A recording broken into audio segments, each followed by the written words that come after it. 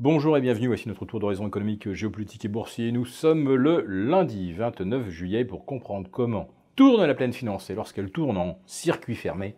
C'est sur la bourse au quotidien nulle part ailleurs. L'épisode du jour s'intitulera « Le peloton des banques centrales était très vigilant, aucune échappée n'était possible ». Le Tour de France vient de s'achever et on ne peut pas dire que ça a été le tour des grandes échappées. Eh bien, pour les marchés financiers, le mois de juillet, c'était tout pareil. Aucune échappée n'a été possible pour le CAC 40. Littéralement incarcéré dans la fourchette 5550-5620. Pareil pour l'Eurostoxx 50, enfermé entre 3500 et 3560.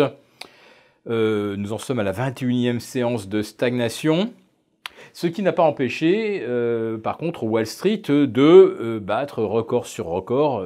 Un 8e a d'ailleurs été battu vendredi par le S&P 500, par le Nasdaq également.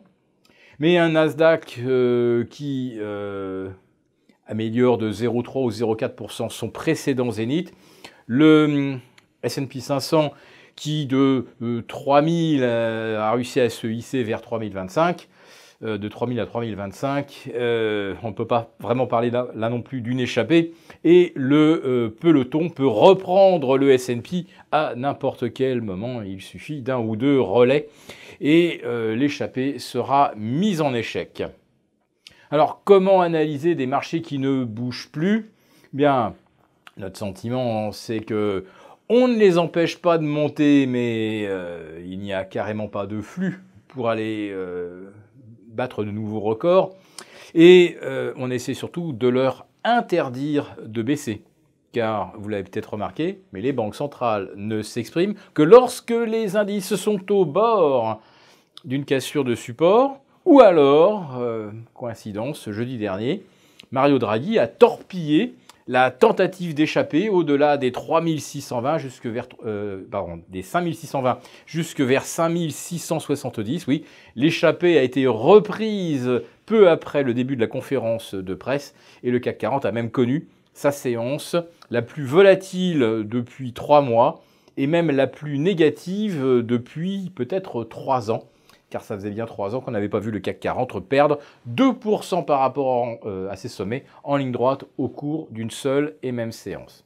Alors, est-ce que maintenant on va nous faire une 21e séance, puis une 22e, puis une 23e? Après tout, peut-être que l'étape du mois de juillet va se jouer au sprint le 31 juillet, sauf qu'en Europe, ça sera trop tard, on aura déjà fermé quand la Fed livrera son verdict. Alors, pour l'instant, c'est moins 0,25 points qui tient la corde, mais on n'est pas à l'abri d'une déclaration, d'une petite phrase qui relancerait les spéculations sur une baisse de 50 points. Donc d'ici là, on est, comme on dit, dans le ventre mou des fourchettes que l'on teste depuis le début du mois de juillet. En ce qui concerne les taux d'intérêt, eh bien là aussi, on est venu tester des planchers historiques jeudi dernier, mais on ne les a pas enfoncés. Ces planchers n'étaient pas très anciens, ils dataient du 4 juillet.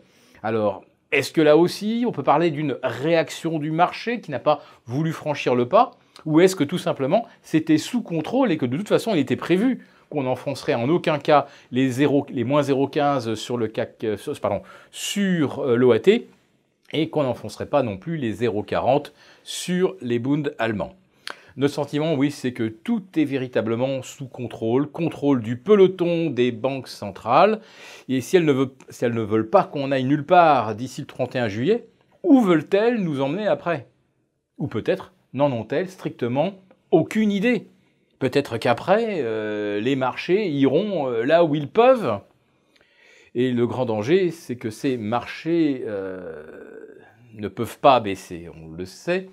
Il n'y a pas de volume, il n'y a pas de demande, les carnets d'ordre sont déserts, et ce n'est pas parce que c'est l'été, c'est comme ça depuis plusieurs mois. On monte dans un marché où n'achètent que ceux qui sont obligés de compléter leur position, il n'y a aucune forme de conviction.